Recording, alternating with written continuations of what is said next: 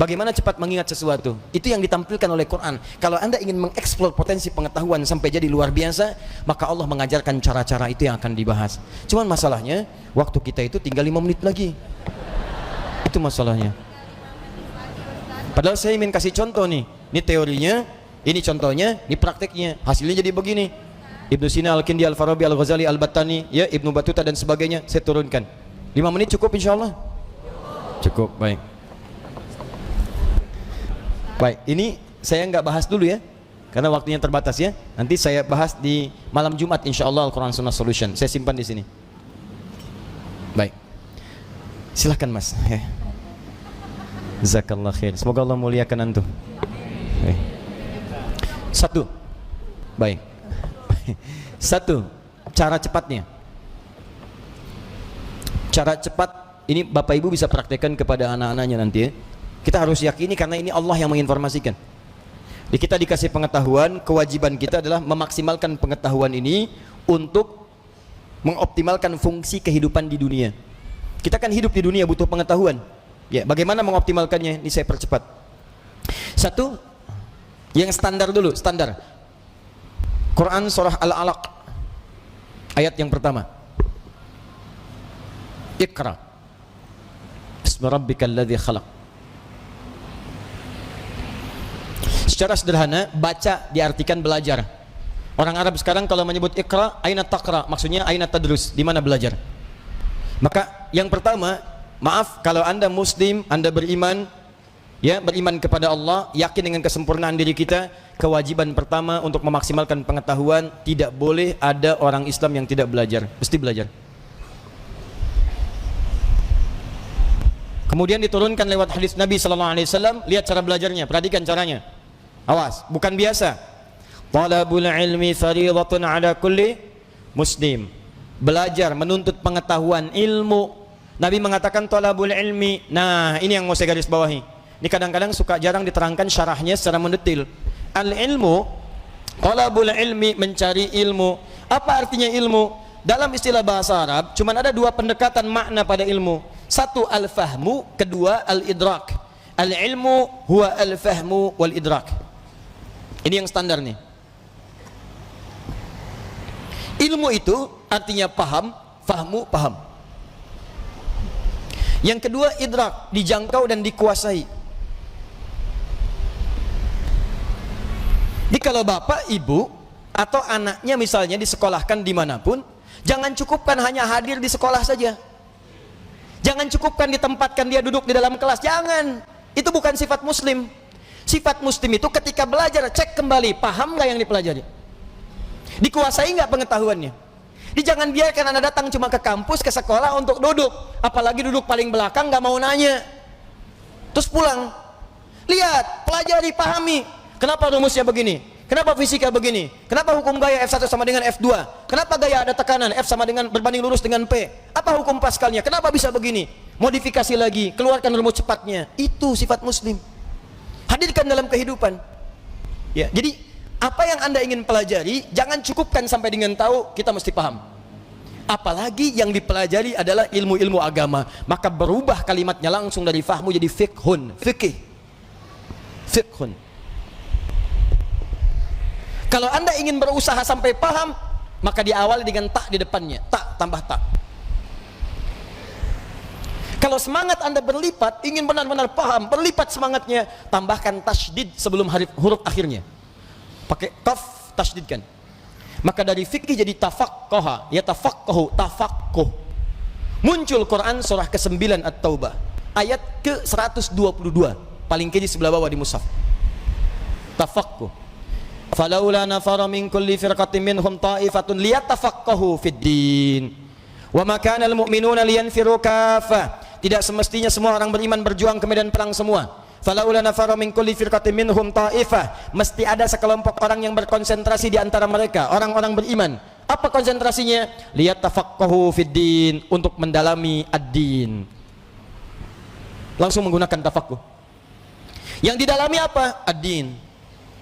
Apa itu ad-din? Islam. Tahu dari mana? Quran surah ketiga ayat ke-19. Inna ad-dina 'indallahil Islam. Apa itu Islam? Islam turunan-turunan dari amalan. Pokoknya ada 5. Di hadis Muslim, nomor hadis yang ke-8, riwayat Umar bin Khattab radhiyallahu taala anhu. Dari mulai syahadat, dari mulai salat, dari mulai zakat, dari mulai puasa sampai dengan haji. Kalau Anda ingin belajar salat, jangan cukupkan tahu cara takbir. Takbirnya begini ya, ucapkan Allahu Akbar sampai dengan salam. Pertanyaannya, Anda paham nggak yang dibaca? Jangan-jangan selama ini Anda salat, Anda nggak ngerti yang dibaca. Ruku Anda nggak ngerti yang dibaca. Sujud ibu tidak paham yang dibacakan. Duduk di antara 2 sujud berdoa tapi nggak ngerti doanya. Bagaimana bisa khusyuk dalam sholat? Bagaimana doa Anda bisa dikabulkan kalau Anda nggak ngerti yang dilakukan?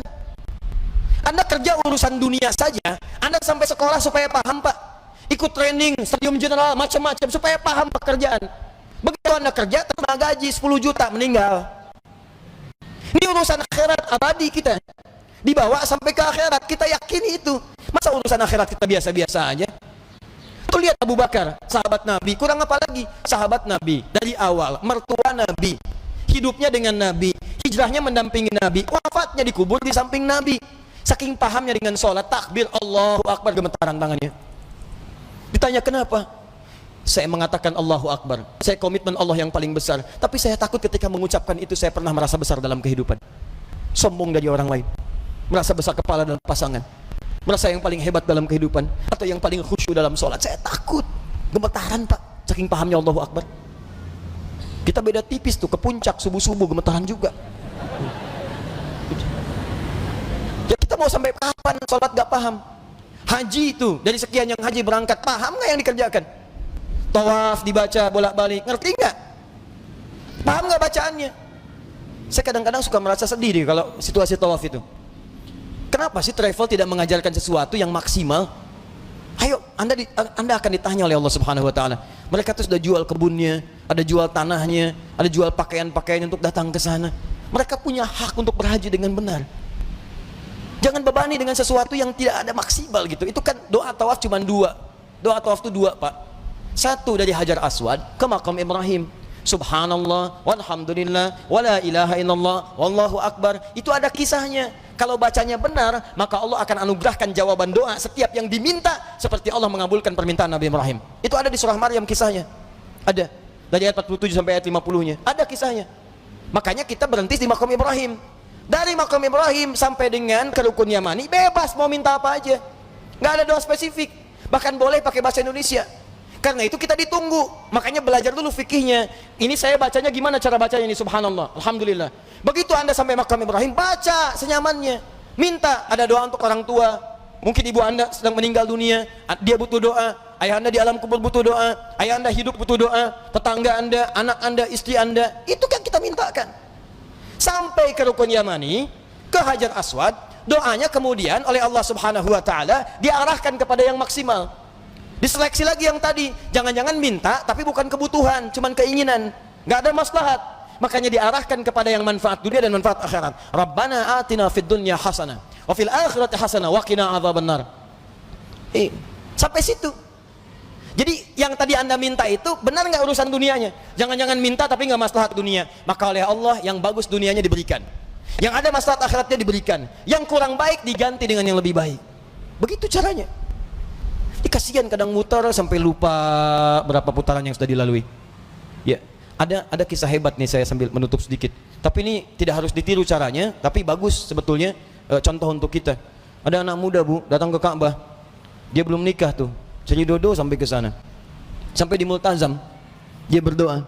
Benar, pakai bahasa dia ngerti. Coba mungkin caranya tidak harus seperti ini, ya. Ya Allah, hamba datang ke sini ya Allah untuk memohon kepadamu jodoh. Saya sudah berusaha sampai datang ke Ka'bah ini ya Allah, mohon kabulkan, berikan saya jodoh yang terbaik ya Allah. Tiba-tiba di sampingnya datang perempuan tinggi, putih, hidung mancung, langsung ditunjuk, kayak gini ya Allah. Kayak gini si contoh. Tapi betul Bu, habis itu dia pulang, dia nikah, walaupun bukan dengan yang tadi.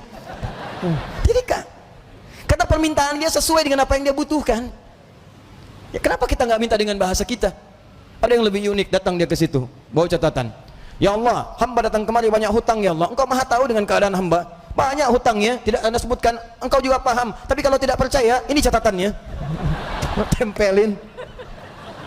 Ada. Ya. Yang mau saya katakan adalah teman-teman sekalian, ini al-ilmu wal fahmu wal idrak. Anak pulang dari sekolah datang ke rumah cek lagi, nak tadi belajar apa? Dulu ibu kami begitu, pulang tadi belajar apa? Coba ajarkan lagi. Seperti apa? Kenapa ketemu begini? Kenapa begitu? Maghrib semua TV berhenti. Ayo datang semua mengaji. Mau lari kemanapun akan dikejar, Bu. Saya pernah sembunyi di bawah lemari, dikejar. Cari mana katanya? Cari, suruh menghadap. Kalau belum mengaji nggak bisa tenang. Ini kita kehilangan nilai-nilai itu. Jadi kita tuh mesti pintar, Pak. Dulu orang begitu. Di ngajinya tuh jelas. Begitu dibahas pengetahuan, dikuasai dengan baik. Silahkan cek ulama-ulama dulu. Penguasaannya itu total. Nah, tapi ada satu hal lagi.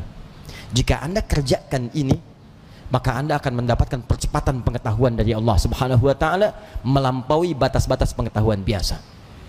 Apakah kemudian tips yang diberikan oleh Al-Qur'an sebagai petunjuk itu ini yang paling penting kita dapatkan? Tapi sayang, waktunya habis, kita harus berjumpa dengan kesempatan yang berikutnya.